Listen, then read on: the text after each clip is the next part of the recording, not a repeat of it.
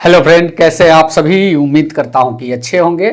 Friends, इस video में हम लोग बात करने वाले हैं कि आप जब सीटेट की परीक्षा देने जाते हैं तो आपको किस प्रकार से टाइम मैनेजमेंट करने की आवश्यकता होगी। जी हाँ दोस्तों, 150 के पेपर को जब आप सॉल्व करते हैं तो कहीं ना कहीं आपको समय कम पड़ जाता है। वहां सवाल ये उत्पन्न हो जाता है कि टाइम को कैसे मैनेज करें, क्योंकि 10 नंबर से अधिक के प्रश्न आपके छूटते हुए नजर आते हैं। ऐसे में आज की इस वीडियो में हम लोग बात करने वाले हैं कि किस प्रकार से सीटेट के वो 150 प्रश्नों को आप सॉल्व करेंगे कि आपके टाइम भी बचे और समय रहते सारे प्रश्नों का हल करके ओएमआर सीट को भी फुलफिल कर ले। जी हाँ, इस वीडियो को आप लोग पूरा देखिएगा, अंत तक देखिएगा, क्योंकि इसमें जो सटीक ट्रिक बताया जाएगा वो कहीं ना कहीं आपके एग्जामिनेशन हॉल में काम आएगा।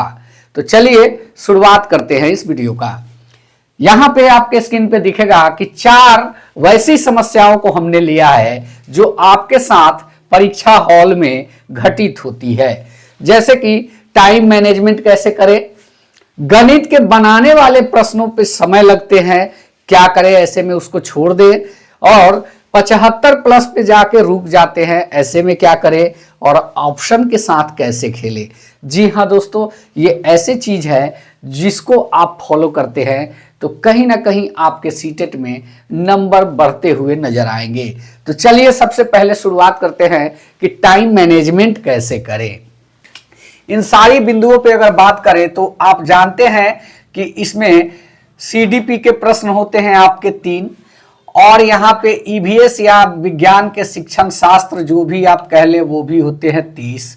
इसमें आपके मैथ भी होते हैं जिसमें शिक्षण शास्त्र और बनाने वाले दोनों मिला के होते हैं 30। उसके बाद हिंदी होता है जो कि आपके ये भी होते हैं 30।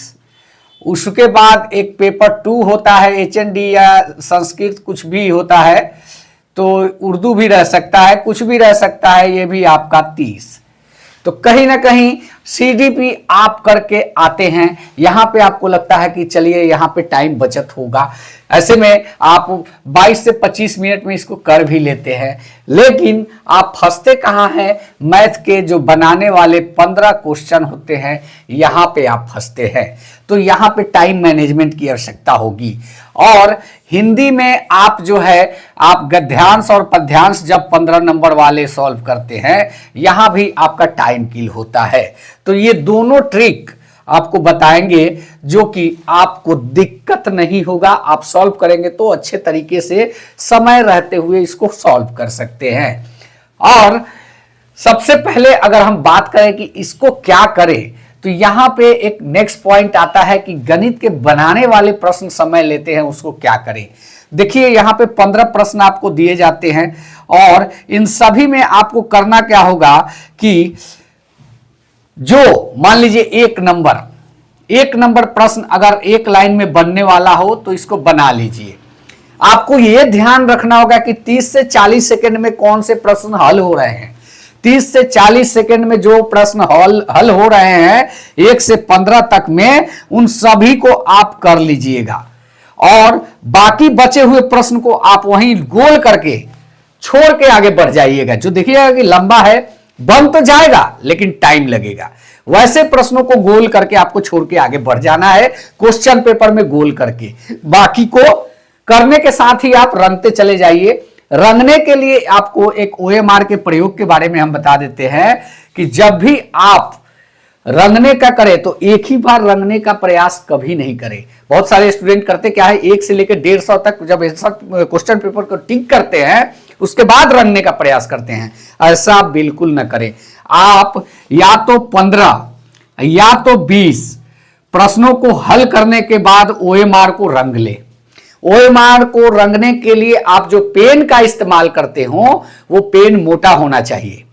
जब आपका पेन मोटा रहेगा तो आपको ओएमआर रंगने में भी दिक्कत नहीं होगी, क्योंकि ये गोल है मान के चलिए, तो वो मोटा अगर रहेगा तो आप एक बार ऐसे घुमा लेंगे ना, उसके बाद ये तेजी में घूमेगा आपका।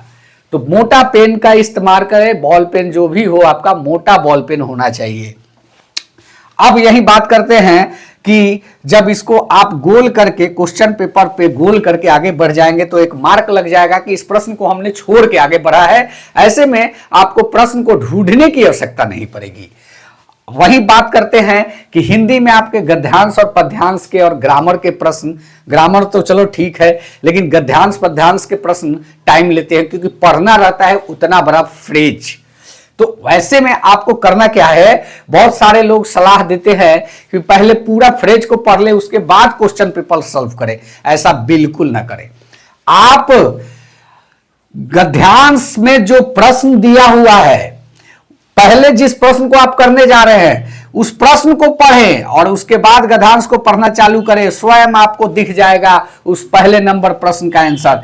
जब उसका टिक हो गया उसके बाद नेक्स्ट प्रश्न को पढ़ें, फिर गद्यांश में उसको ढूंढने का प्रयास करें, तो इससे जल्दी होगा। अगर आप सोचेंगे कि गद्यांश को हम पूरा फ्रेज को पढ़ें और फिर इस प्रश्न को पढ़ के टिक करें, यह संभव नहीं हो पाएगा एग्जामिनेशन हॉल में, क्योंकि उतनी बातें दिमाग में याद नहीं रहती।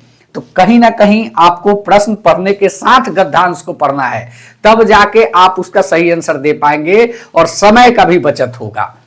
यहां पे अब आते हैं कि 75 पे जाके रुक जाते हैं तो क्या करें। देखिए, आप जब गद्यांश के प्रश्नों को हल करेंगे अच्छे तरीके से और मैथ के जो प्रश्न है उसको हल करेंगे अच्छे तरीके से, तो कहीं ना कहीं आपके ये 75 जो है इसमें 15 प्लस एंट्री हो जाएगा इन सब चीजों को करने के बाद। अब बात करते हैं कि ऑप्शन के साथ कैसे खेले। देखिए, ये सारे टाइम मैनेजमेंट के ही अंतर्गत आते हैं। अगर आपको टाइम बचाना है तो कहीं ना कहीं मैथ के बनाने वाले प्रश्न जो दिखता है कि समय मार रहा है उसको वो अंडरलाइन करके जब आगे बढ़ेंगे तो यहां पे आपका टाइम सेव होगा। वैसे ही हिंदी में भी गद्यांश पद्यांश में आपका टाइम सेव जो मैंने बताया अभी उसी प्रकार से होगा और निश्चित रूप से उसमें आपके 15 से 20 नंबर बढ़ोतरी देखने को मिलेंगे। और ऑप्शन के साथ कैसे खेले, तो यहां पे हम आपको एक चीज बता दें कि ऑप्शन के लिए मान लीजिए ये 30 सीडीपी का हमने ले लिया, तो कभी भी जब देखें कि इसमें अधिक सही कौन से ऑप्शन हो रहा है, अगर बी ऑप्शन सही हो रहा है तो आप जब छोड़ना चाहते उस प्रश्न का आंसर नहीं मालूम है तो दो चीज ध्यान में रखिएगा कि उस ऑप्शन में जो सबसे ज्यादा दिया हुआ है, यानी कि मान के चलिए इसमें सी सबसे ज्यादा सही हो रहा है, तो सी सबसे ज्यादा सही हो रहा है का मतलब क्या हो जाता है कि आप जो प्रश्न नहीं जानते उसको आप ठीक करना चाहते हैं तो कैसे करें। तो उसके लिए आपको यह चीज ध्यान देना होगा कि ये 30 में सबसे ज्यादा कौन सा ऑप्शन सही हुआ है और उसी ऑप्शन पे फोकस करना है और देखना है कि वो ऑप्शन प्रश्न के साथ मैच कर रहा है कि नहीं। सकारात्मक अगर प्रश्न है तो वो ऑप्शन सकारात्मक उत्तर दे पा रहा है कि नहीं। अगर वो दे रहा है सकारात्मक तो आप सी को निश्चित रूप से टिक मार दीजिए। आप हमारी बात को अगर एक बार में नहीं समझे तो वीडियो को थोड़ा सा पीछे ले जाकर इस बात को समझने का प्रयास कीजिए।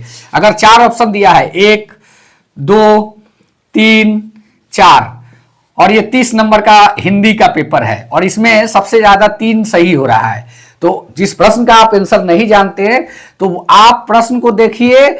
प्रश्न अगर पॉजिटिव वे में है और तीसरा इसका ऑप्शन भी पॉजिटिव वे में है तो इसको मार दीजिए, डेफिनेटली सही हो जाएगा। तो ये है ऑप्शन टिक करने का तरीका। तो कहीं ना कहीं इससे आपके नंबर बढ़ने के चांस निश्चित रूप से होंगे।